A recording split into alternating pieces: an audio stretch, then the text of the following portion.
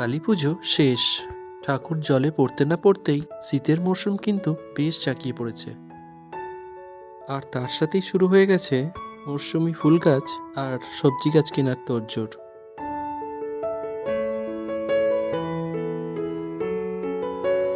আর তাই আজকের ভিডিও হলো সেই রকমই মরশুমি একটা ফুলের গাছের পরিচর্যা নিয়ে।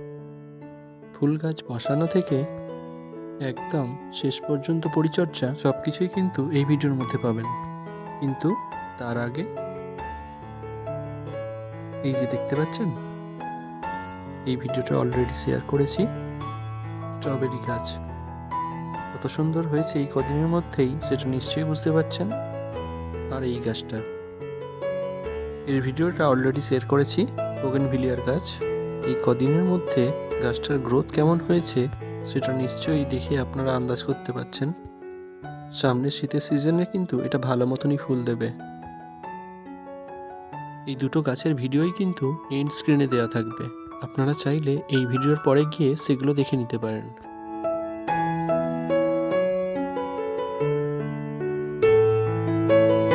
তো এবার আসি আজকের টপিকে। আজকের টপিক পিটুনিয়া। শীতের মরশুমের একটা উল্লেখযোগ্য ফুল হলো পিটুনিয়া। সেটারই পরিচর্যা নিয়ে আজকের পুরো ভিডিওটা চলবে। কোনো রকম স্কিপ করবেন না, পুরো ভিডিওটা দেখুন। চলুন শুরু করা যাক। আমি মোট 6টা পিটুনিয়ার চারা কিনে নিয়ে এসেছিলাম। আমার চারাগুলো পড়েছে মাত্র 6 টাকা করে। চারা কেনার আগে আপনারা একটা কথা অবশ্যই মনে রাখবেন, যারা প্রথমবার গাছ করছেন বা যাদের অভিজ্ঞতা কম, তারা কিন্তু এরকম ছোট চারা কোনোদিন কিনবেন না।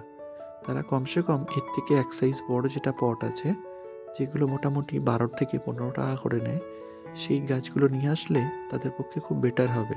না হলে কিন্তু গাছ অযত্নে মারা যেতে পারে।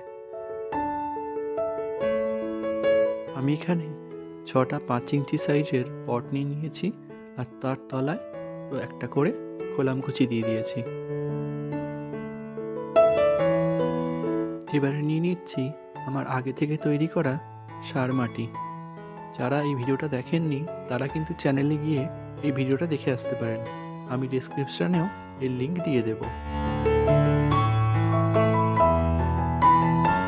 এর সাথে নিয়ে নিচ্ছি সমপরিমাণ পাতা পচা সার। এটা আমার প্রায় 1 বছর ধরে তৈরি করা পাতা পচা সার। কিভাবে তৈরি করেছি তার ভিডিওটা আমি খুব জলদি নিয়ে আসব। যারা পাতা পচা সার পাবেন না তারা এর বদলে ভার্মি কম্পোস্ট ব্যবহার করতে পারেন। তবে এই দুটো জিনিস মেশালে এই টবের মাটিটা এত সুন্দর হালকা হয় আর ওয়েল ড্রেনেজ হয় যে সেটা আপনারা ব্যবহার করলেই বুঝতে পারবেন। আর পিটুনিয়া কিন্তু এরকম ধরনের মাটি পছন্দ করে। এবার আমি টবেতে মাটিগুলো ধীরে ধীরে ভরে নিলাম। যেহেতু পিটুনিয়া লতানে হয়ে ঝোপালো হয়, তাই এখানে কিন্তু আমি প্রায় টবের কিনারা পর্যন্ত মাটি ভরে দেব। সেটা কিন্তু ভিডিওটা লক্ষ্য করলেই বুঝতে পারবেন। আর একটা কথা বলার, পিটুনিয়ার জন্য বেস্ট টব হলো যেগুলোর হাইট শর্ট হবে কিন্তু যেগুলো চওড়ায় বেশি হবে। মানে ধরুন 6 ইঞ্চির টব আর 3 ইঞ্চি হাইট। আমার কাছে সেরকম টব ছিল না, তাই কিন্তু আমি এই টবগুলোকেই ব্যবহার করেছি। এবার খুব সাবধানে ছোট্ট মাটির পট থেকে গাছগুলোকে বার করে নিতে হবে। কীরকমভাবে করছি সেটা কিন্তু ভিডিও দেখলেই আপনারা ভালোভাবে বুঝতে পারবেন। এবার খুব সাবধানে রুট বলগুলোকে না ভেঙে আমি টবের মধ্যে গাছগুলোকে বসিয়ে দেব। তবে গাছের গোড়াগুলো আমি টবের মাটির লেভেল করেই রাখবো, যাতে গাছের গোড়াটা মাটির সংস্পর্শে এসে সহজে পচে যেতে না পারে। গাছ বসানো হয়ে গেছে, এবার কিন্তু গাছে জল দেবার পালা। তবে আমি এখানে কিন্তু নর্মাল জল দেবো না, আমি এর সাথে কিছু জিনিস মিশিয়ে নেব, যেমন হিউমিক অ্যাসিড। এটা মোটামুটি লিটারে 3 ml করে মিশিয়ে নেব। আর এর সাথে দেব প্যান্থার টিভির ট্রাইকোডার্মা ভিরিডি, যেটা মোটামুটি 1 লিটার জলে 5 গ্রাম।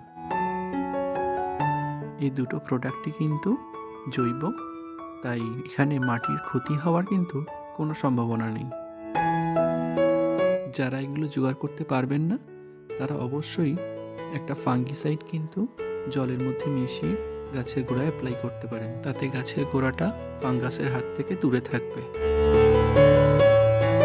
এবার খুব সাবধানে গাছের গোড়াগুলো তৈরি করা জল দিয়ে ভিজিয়ে দেবো। দেখতেই পাচ্ছেন গাছের গোড়ার জল কত তাড়াতাড়ি ড্রেনেজ হয়ে বেরিয়ে যাচ্ছে। এবার গাছগুলো না ধরা পর্যন্ত হালকা শেডেতে রেখে দিতে হবে, যেখানে ডাইরেক্ট সূর্যের আলো এসে কিন্তু এই গাছগুলোর উপর পড়বে না।